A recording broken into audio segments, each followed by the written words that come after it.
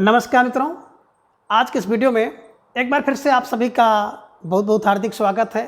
हम आशा करते हैं कि आप सभी स्वस्थ होंगे, मस्त होंगे और पूरी तरह से अपनी तैयारी में व्यस्त होंगे।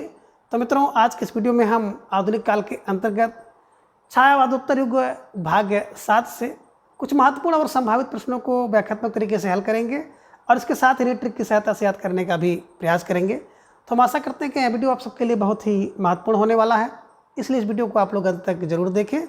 और अगर आपको थोड़ा सा भी आवश्यक लगे तो इस वीडियो को अपने जो परिचित लोग हैं उनके पास भी आप शेयर कर सकते हैं। और इसके पूर्व की वीडियो में हम लोगों ने कुल 150 प्रश्नों को देखा था, तो आज के इस वीडियो में उसके आगे के प्रश्नों को हम लोग देखेंगे। तो जैसा कि स्क्रीन पर आप देख पा रहे हैं, प्रश्न संख्या 151 कि मुझे प्रोफेसरों के बीच छायावाद को सिद्ध करना पड़ेगा, कथन किसका है।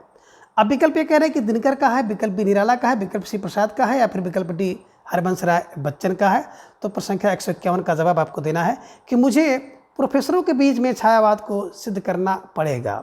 और आप सबका जवाब भी आ गया कि सर विकल्प बी को लॉक किया जाए, निराला इज राइट आंसर। देखिए, अगर मुझे प्रोफेसरों के बीच में छायावाद को सिद्ध करना पड़े, यानी कि प्रोफेसर लोग तो वैसे भी बहुत जानकार होते हैं, विद्वान होते हैं, और उनके बीच अगर छायावाद को हम लोग सिद्ध करें, हमें सिद्ध करना पड़े, तो बड़ी निराली बात है।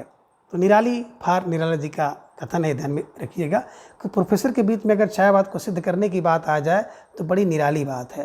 तो निराली बात है, और निराली यानी कि निराला जी को आप दिमाग में बैठा लीजिएगा कि उनका कथन है। प्रश्न संख्या 152 है कि लोकायतन महाकाव्य का मूल स्वर क्या है।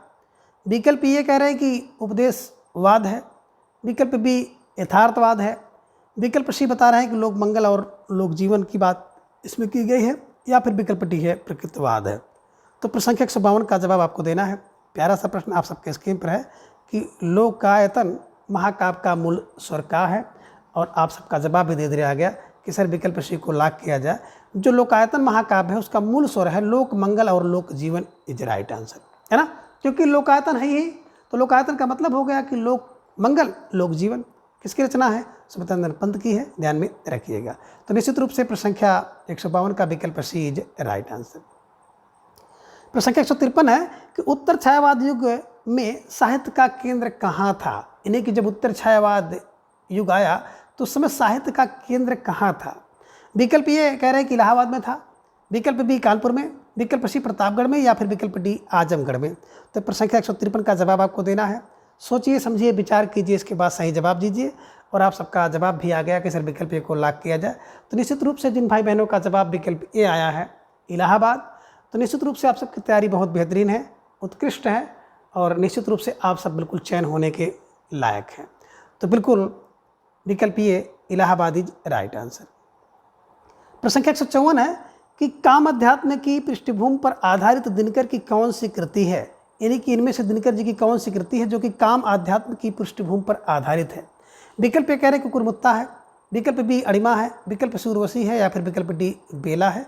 तो प्रश्न संख्या 154 का जवाब आपको देना है, और आप सबका जवाब भी दे दिया गया कि सर विकल्प सी को लॉक किया जाए, उर्वशी इज राइट आंसर, ठीक है ना। तो निश्चित रूप से प्रोवा और उर्वशी की प्रेम कहानी इसमें प्रणीत है, ये ध्यान में रखिएगा। तो प्रश्न संख्या 154 का विकल्प सी काम अध्यात्म की जो पृष्ठभूमि है, विकल्प सी उर्वशी में आपको देखने को मिलेगी, ठीक है। प्रश्न संख्या 155 है कि तार सप्तक की कल्पना अगेन नहीं अपितु किसकी कल्पना थी। अब कह रहे हैं कि जो तार सप्तक आप देख पा रहे हैं, तो तार सप्तक की कल्पना आगे जी ने नहीं बल्कि अन्य किसने की थी। विकल्प ये कह रहे हैं कि प्रभाकर माचवे ने किया, विकल्प बी नेमचंद जैन ने किया, विकल्प सी कह रहे हैं कि केसरी कुमार ने किया, या फिर विकल्प डी विकल्प ए और बी यानी कि प्रभाकर माचवे और नेमचंद जैन ने किया है। तो प्रश्न संख्या 155 का जवाब आप दीजिएगा। थोड़ा सा सोचिए, समझिए, विचार कीजिए और फिर इसका जवाब दीजिए।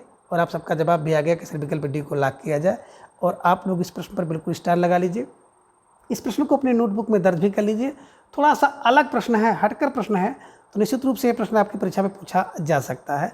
तो मित्रों, तार सप्तक की बात अगर की जाए तो आप सबका जवाब विकल्प डी आया है ना। तो निश्चित रूप से आप सबका जवाब सही है।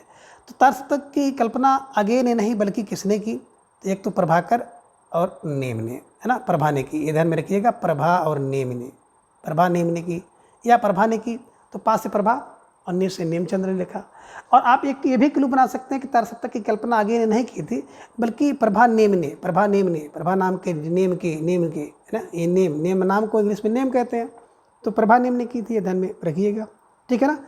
तो तारसप्तक की कल्पना किसने की थी? प्रभाकर माचवे और नेमचंद ने, ठीक है। प्रश्न संख्या 156 है कि परिरंभ कुंभ की मदिरा विश्वास मलय के झोंके पंक्ति किसकी है?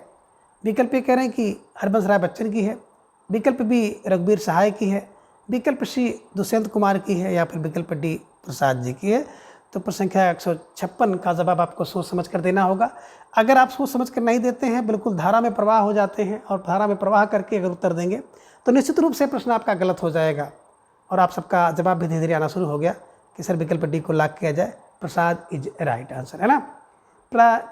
परिरंभ कुंभ की मदिरा विश्वास मलय के झोंके, ये पंक्ति प्रसाद की है और प्रसाद की जो कृति है आंसू, और आंसू को हम लोग कहते थे टू पोंछ 1925 में लिखी गई है, तो वहीं से ये पंक्ति है ना। परिरंभ कुंभ की मदिरा विश्वास मलय के झोंके, प्रसाद जी की पंक्ति है, आंसू से है, ठीक है। चलिए प्रश्न संख्या 157 है कि कन्हई ने प्यार किया शीर्षक कविता किसकी है? विकल्प ये कह रहे हैं कि सर्वेश्वर दयाल सक्सेना की है, विकल्प बी आलोक धनवा की है, विकल्प सी आगे की है, या फिर विकल्प डी शमशेर बहादुर सिंह की है। तो प्रश्न संख्या 157 का जवाब आपको देना है। प्यारा सा प्रश्न है और आप सबका जवाब उतना ही बेहतरीन आ गया कि सर विकल्प सी को लॉक किया जाए, आगे इज राइट आंसर, है ना। जब कन्हई ने प्यार किया शीर्षक कविता किसकी है? तो आगे है। अब कन्हई ने प्यार किया, कितनी बार प्यार किया, किससे प्यार किया? आगे है। तो प्यार आगे होता भी है, कोई किसी से प्रेम करता तो उसकी ये गिनती नहीं की जा सकती है कि कितना, है ना। तो आगे ध्यान में रखिए, कन्हई ने प्यार किया, आगे प्यार किया, तो आगे देखिए कविता है, ध्यान में रखिएगा। प्रश्न 158 है कि टेक्निक में एजरा पाउंड शायद मेरा सबसे बड़ा आदर्श बन गया कथन किसका है? विकल्प ये कह रहे हैं कि मुक्तबोध का है, विकल्प बी आगे का है, विकल्प सी शमशेर बहादुर सिंह का है, या फिर विकल्प डी धर्मवीर भारती का है। तो प्रश्न संख्या 158 का जवाब आपको देना है कि टेक्निक में एजरा पाउंड मेरा शायद सबसे बड़ा आदर्श बन गया, और बिल्कुल आप सबका जवाब भी आ गया कि विकल्प सी को लॉक किया जाए, Shamsher Bahadur Singh is right answer, है ना। देखिए टेक्निक किसके लिए बोले? जो शमशेर होगा, बहादुर होगा और सिंह होगा, उसी को टेक्निक काम करती है। टेक्निक शमशेर की ध्यान में रखिएगा, ठीक है। चलिए प्रश्न 159 है कि अंधेरे में कविता के विषय में संगत कथन है, यानी कि अंधेरे में कविता के विषय में किस लेखक ने कौन सी बात कही है? विकल्प कह रहे हैं कि अस्मिता की खोज, है ना, अंधेरे में कविता अस्मिता की खोज है, नामवर सिंह ने कहा। विकल्प बी है अपराध भावना का संधान है, अंधेरे में कविता रामविलास शर्मा ने कहा। विकल्प सी है अंधेरे में कविता आत्मसंशोधन है, इंद्रनाथ मदान ने कहा। या फिर विकल्प डी उपयुक्त सभी संगत हैं। तो निश्चित रूप से आप सबका जवाब भी आ गया कि सर विकल्प डी को लॉक किया जाए, उपयुक्त सभी इज राइट आंसर। तो जिन भाई बहनों का जवाब विकल्प डी आया, निश्चित रूप से आप सब बधाई के पात्र हैं और आप सबकी तैयारी बहुत बेहतरीन है। तो इस प्रश्न के माध्यम से अंधेरे में कविता के विषय में जितने भी जो प्रसिद्ध रचनाकार हैं, जो उन्होंने कथन कहा है, बिल्कुल उसको आप सबसे परिचित कराना मेरा उद्देश्य था, है ना। तो देखिए अंधेरे में क्या करते हैं, जो नामवर लोग होते हैं अपनी अस्मिता खोजते हैं। अपराध अंधेरे में कौन करना चाहता है? तो विलासी लोग होंगे, अंधेरे में अपराध करना चाहते हैं। आत्मसंशोधन कौन करता है? जो इंद्रनाथ मदान, जिनकी इंद्रियों पे बिल्कुल कंट्रोल होगा, या जो मॉडर्न लोग होंगे वो अंधेरे में आत्मसंशोधन कर लेते हैं। ऐसे कुछ किलो बना करके याद कर लीजिएगा। और अगर आपको विस्तृत रूप से देखना होगा तो सारी क्लास को मेरे ट्रिक से संपूर्ण video TGT PGT Hindi playlist आप ओपन कर सकते हैं, जाकर देख सकते हैं, विस्तृत रूप से है और बिल्कुल ट्रिक से है, ठीक है। तो फिलहाल प्रश्न संख्या 159 का विकल्प डी उपयुक्त सभी इज राइट आंसर। आगे प्रश्न संख्या 160 है कि मैं नया कवि हूँ, इसी से जानता हूँ कि सत्य की चोट गहरी होती है। विकल्प ए मुक्तबोध का कथन है, विकल्प बी सर्वेश्वर दयाल सक्सेना का है, विकल्प सी नंदुलारी वाजपेयी, या विकल्प डी गियर्सन का। तो प्रश्न संख्या 160 का जवाब आपको देना है। प्यारा सा प्रश्न है और आप सबके स्क्रीन पर है कि मैं नया कवि हूँ, इसी से जानता हूँ कि सत्य की चोट गहरी होती है। और आप सबका जवाब भी धीरे धीरे आना शुरू हो गया कि सर विकल्प बी को लॉक किया जाए, Sarveshwar Dayal is right answer, है ना। अब जो मैं नया कवि हूँ इसलिए मैं सब जानता हूँ, क्या जानता हूँ? सर्वेश्वर जानता हूँ कि सत्य की चोट गहरी होती है। तो सर्वेश्वर मतलब Sarveshwar Dayal Saxena is right answer. और प्रश्न संख्या 160 के विकल्प बी को आप हमेशा के लिए लॉक कर लीजिए। प्रश्न संख्या 161 है कि लिप्टा रजाई में शीर्षक कविता किसकी है? विकल्प ए कह रहे हैं कि सर्वेश्वर दयाल सक्सेना की है, विकल्प बी आलोक धनवा की है, विकल्प सी त्रिलोचन की है, या फिर विकल्प डी मुक्त बोध की है। तो प्रश्न संख्या 161 का जवाब आपको देना है कि लिपटा रजाई में। अब रजाई में सब लोग लिपटे रहते हैं, Sarve Sarve Sarve for Sarveshwar Dayal Saxena is right answer. तो प्रश्न संख्या 161 का विकल्प ए को आप हमेशा के लिए लॉक कर लीजिए। ठीक है, चलिए। प्रश्न संख्या 165 है कि सन्नाटे में मुठभेड़ काव्य संग्रह किसका है? विकल्प ए कह रहे हैं कि बलदेव बंसी का है, विकल्प बी गंगा प्रसाद विमल का है, विकल्प सी प्रयाग शुक्ल का है, या फिर विकल्प डी अशोक वाजपेयी का है। तो प्रश्न संख्या 162 का जवाब आपको देना है। सोचिए, समझिए, विचार कीजिए, इसके बाद जवाब दीजिए। तो निश्चित रूप से आप सब भाई बहनों का जवाब आ गया कि सिर्फ विकल्प बी को लॉक किया जाए, गंगा प्रसाद विमल इज राइट आंसर, है ना। देखिए, सन्नाटे में मुठभेड़ कहाँ हो गया? बोले सर गंगा के किनारे, है ना। अब गंगा के किनारे प्रसाद लेते समय क्या हो गया? सन्नाटे मुठभेड़ हो गया। तो ऐसे दिमाग बैठा लीजिए, गंगा किनारे क्या हो गया? सन्नाटे मुठभेड़ हो गया। तो गंगा प्रसाद विमल द्वारा लिखा गया काव्य संग्रह है। प्रश्न संख्या 163 है कि रात में हारमोनियम काव्य संग्रह किसका है? विकल्प कह रहे हैं कि चंद्रकांत देवताले का है, विकल्प बी नील उपाध्याय का है, विकल्प सी अरुण कमल का है, या फिर विकल्प डी उदय प्रकाश का है। तो प्रश्न संख्या 163 का जवाब आपको देना है। और आप सब भाई बहनों का जवाब भी आ गया कि सर विकल्प डी को लॉक किया जाए, Uday Prakash is right answer, है ना। रात में हारमोनियम कब बजाई जाती है? जब प्रकाश का उदय हो जाता है। तो रात में हारमोनियम अगर आपको बजाना है, हारमोनियम सीखना है, तो जब प्रकाश का उदय हो जाए तब आप रात में हारमोनियम बजाइए। तो प्रकाश का उदय यानी कि Uday Prakash is right answer. प्रश्न संख्या 164 है कि दुनिया रोज बनती है काव्य संग्रह किसका है? विकल्प ए कह रहे हैं कि कुमार कुंभस का है, विकल्प बी नीलाभ का है, विकल्प सी आलोक धनवा का है, या फिर विकल्प डी एकांत श्रीवास्तव का है। तो प्रश्न संख्या 164 का जवाब आपको देना है। प्यारा सा प्रश्न है आप सबके स्क्रीन पर कि दुनिया रोज बनती है, और आप सबका जवाब भी आ गया कि सर विकल्प सी को लॉक किया जाए, आलोक धनवा इज राइट आंसर, है ना। कि धन्य है दुनिया जो कि रोज बनती है। धन्य है, क्या बोले, दुनिया, धन्य, धन्य फॉर धनवा। तो धन्य है दुनिया रोज बनती है, ऐसे दिमाग में बैठा लीजिएगा। अब धन्य का मतलब हो गया आलोक धनवा, दुनिया रोज बनती है, इनके द्वारा लिखा गया काव्य संग्रह है। प्रश्न संख्या 165 है कि कबाड़ी का तराजू शीर्षक काव्य संग्रह किसका है? विकल्प कह रहे हैं अनामिका का है, विकल्प बी अर्चना वर्मा का है, विकल्प सी मृदुला गर्ग का है, या फिर विकल्प डी ओम भारती का है। तो प्रश्न संख्या 165 का जवाब आपको देना है कबाड़ी का तराजू। और बिल्कुल आप सबका जवाब भी आ गया कि सर विकल्प सी को लॉक किया जाए।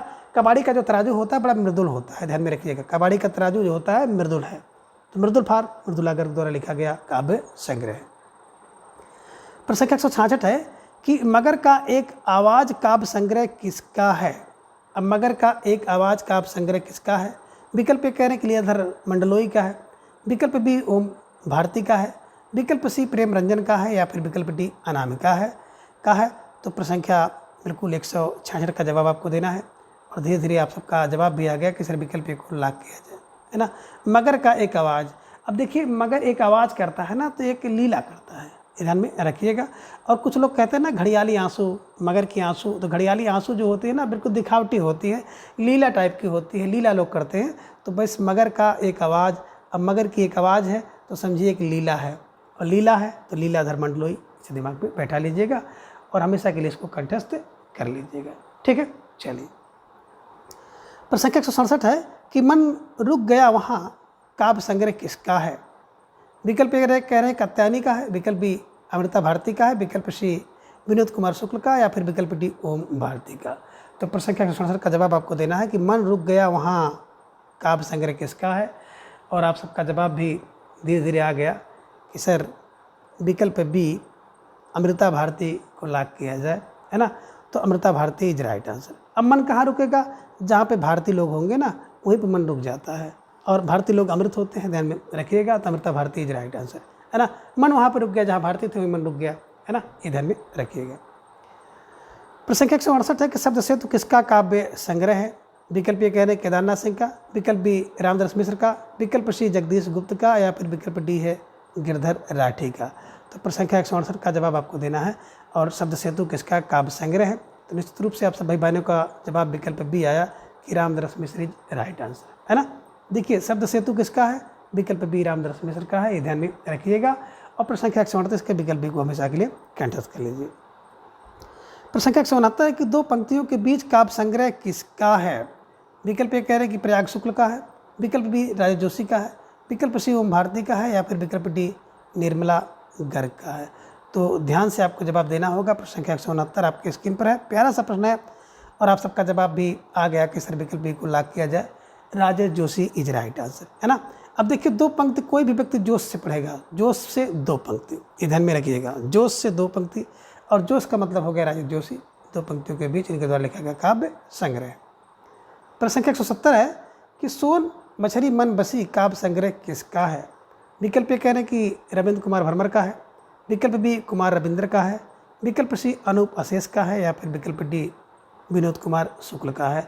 तो प्रश्न संख्या 170 का जवाब आपको देना है कि सोन मछली मन में बसी है ना, किसका है? आप सबका जवाब भी आ गया कि सिर्फ विकल्प ए को लॉक किया जाए, Ravindra Kumar Bharmar is right answer, है ना। तो देखिए सोन मछली मन में बस जाती है किसके? बोले सर भरमर के, है ना। तो भरमर भी अंदर रहता है और मछली भी अंदर रहते हैं जल के, तो जल के अंदर भरमर और जल के अंदर मछली रहती है। तो भरमर और मछली को दिमाग में रख लीजिएगा, और नहीं तो एक क्लू बना लीजिएगा कि सोन मछली मन में बसी किसके? बोले रविंद्र भरमर के, है ना। तो ऐसे क्लू बना करके, ऐसे ट्रिक बना करके आप इन्हें दिमाग में बैठा लीजिएगा।